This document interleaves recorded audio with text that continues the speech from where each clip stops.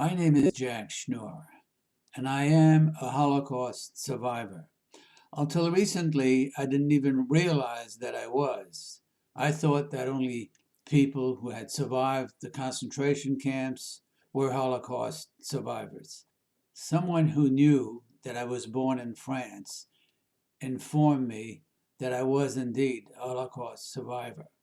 This person asked me if I would be interested in giving testimony as to my experiences during World War II. At first, I didn't think I would have enough information since I was only 6 years old when the war ended. But then I recalled that my parents, who did survive, had recorded a tape of their experiences and left that tape with me and others in the family. So I'm going to be using their voices to document their experiences.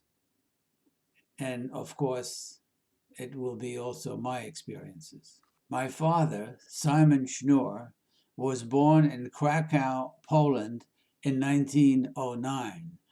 In order to escape the fierce anti-Semitism there, he immigrated to France, where he had an older brother who lived in Paris and owned a butcher shop. And he worked for his brother for a while, but he was not in love with being a butcher. He had dreams of becoming a jeweler. So he got work as an apprentice jeweler in Paris. Eventually, he was able to start his own business in Paris.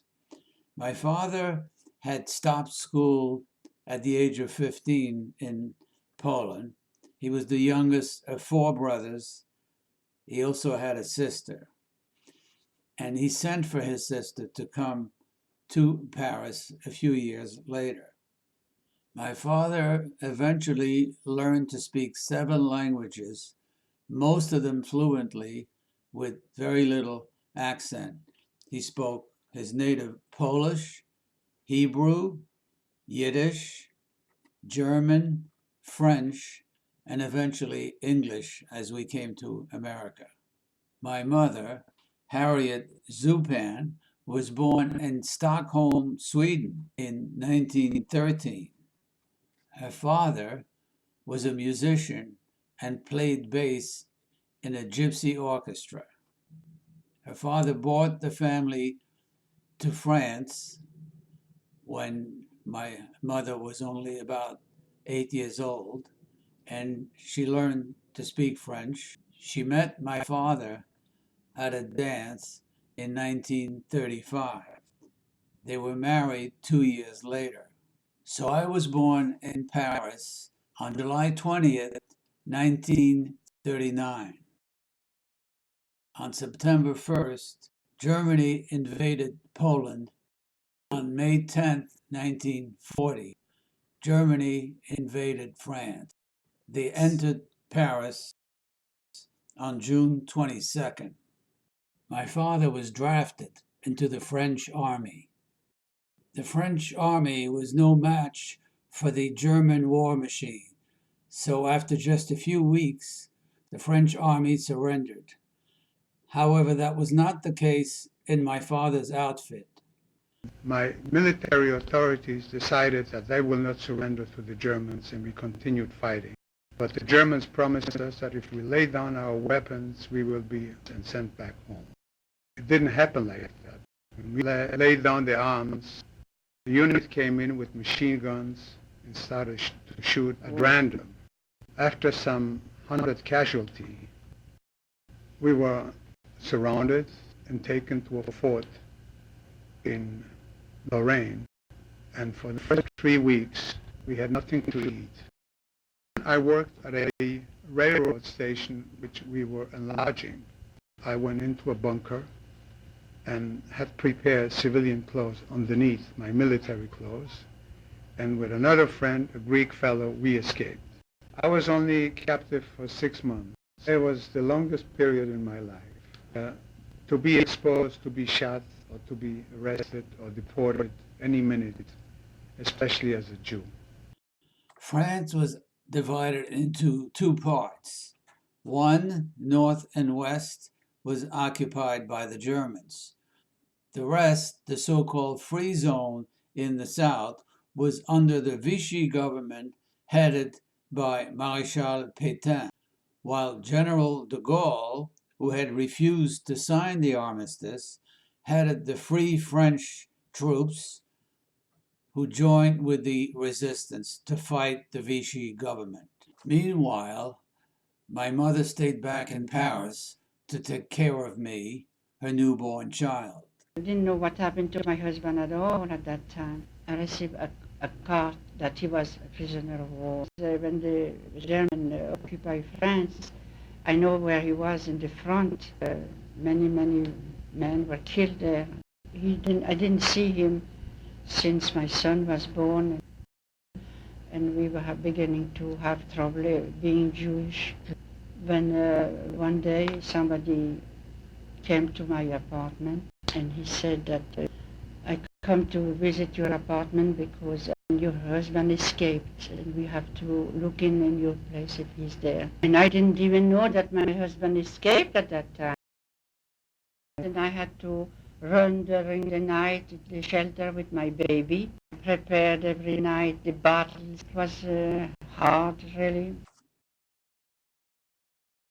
On my parents' wedding anniversary, December 26th, a dramatic turn of event took place. I said, somebody came to me. It was my nephew. He said, you know, we have a visitor at home, and we would like you to come over with Jackie, our son. And I was, having a feeling that maybe it's him. He said, yes, your husband is at our home. So I first get dressed, put the baby in, and we went to my sister. And then I saw my husband. I didn't see him for a long time. He didn't see his son since he was a small baby. And I was teaching my son to say Papa. And I show him when he was at home, my husband, I gave me a picture of him. And I show my son, you see, this is your daddy. So every song that he saw in the street, he was crying. He said, Daddy, Daddy. He thought every soldier was his father, but this time he came to my sister, but my husband was not dressed as a soldier. He was dressed in civilian. And he said, you're not my daddy. My dad is a soldier. We couldn't stay together. He couldn't come home. He couldn't even stay in my sister's place. Some of our friends gave us a little apartment that was empty that they know about. We met there like we were lovers, so like somebody we have to hide, somebody took care of my baby, and we met there like we had a date, and only for a night or two because he couldn't stay in Paris. He had to go away in the not occupied side of France. 2 days later he left already, and he said, don't worry, I will be in touch with you now, and we will be together, all three of us, for always. A few years before my mother passed away, she told me a story I'd like to share with you. She told me that some of her Jewish friends had told her that they were planning to go to Spain for safety because Spain was not occupied by the Germans at the time.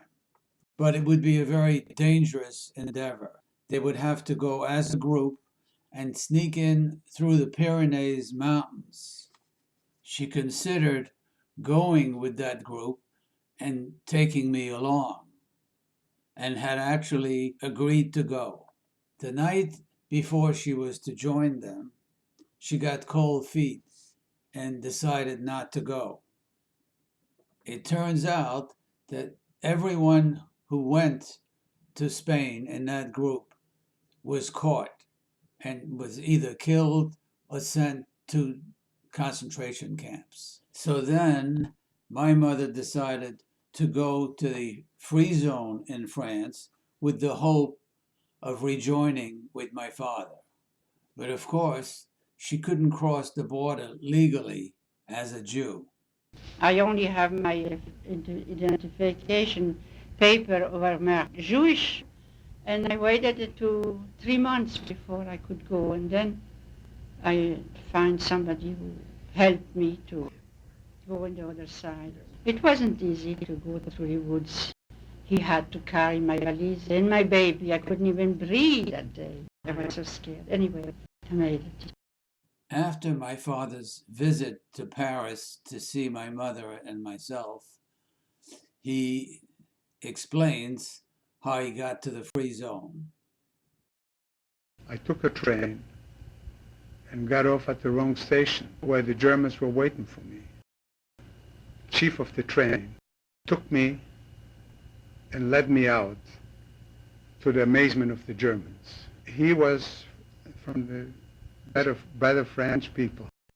Then I passed the sort of frontier between occupied and non-occupied France. But I had someone who led me, who knew when the German sentries were crossing. My father settled in Limoges, which is famous for porcelain, and he eventually got work as a jeweler. Now, my father's older brother, Samuel Schnur, was still in Paris working in his butcher shop. But things were getting to be very dangerous for Jews in Paris, and my father was able to send for him to come and see him in Limoges. He wanted to try to persuade him to come back and bring his family there. I pleaded with him, so he went back, and unfortunately, he was taken by the Germans, and we never heard of him again. Samuel Schnur and his wife and their son, Henri, who was only 10 years old at the time, were taken to Auschwitz. They perished there. But their son, Henri, survived. In 1945, as the camps were liberated, Henri found a home with my family. Eventually, the Germans took over the free zone as well, so it was no longer safe for us to stay there. My parents found refuge with my Aunt Juliette's family. Her husband was a Frenchman, and he was not Jewish, who at very great risk hid us from the Germans. Many French people saved Jews, and we owe them a great deal of gratitude. My father recalls that time. And this was in the worst part of France, in Orléans, which was bombarded day and night. We figured that this is the only spot where the Germans will not bother us.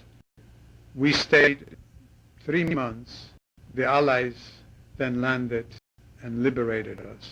I went to meet them, and the funniest part was when I saw them camping, I saw a fellow sitting on a jeep and reading a Jewish newspaper. I could not speak English at the time.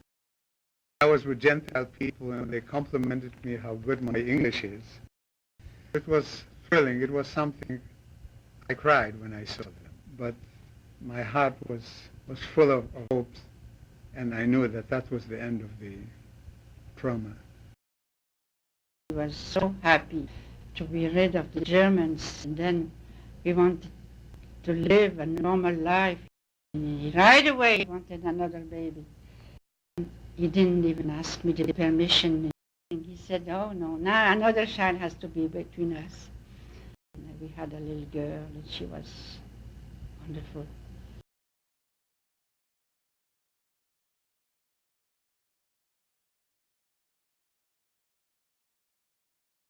I'd like to close with a tribute to my uncle and aunt who perished in Auschwitz, and of course their son Henri, who survived.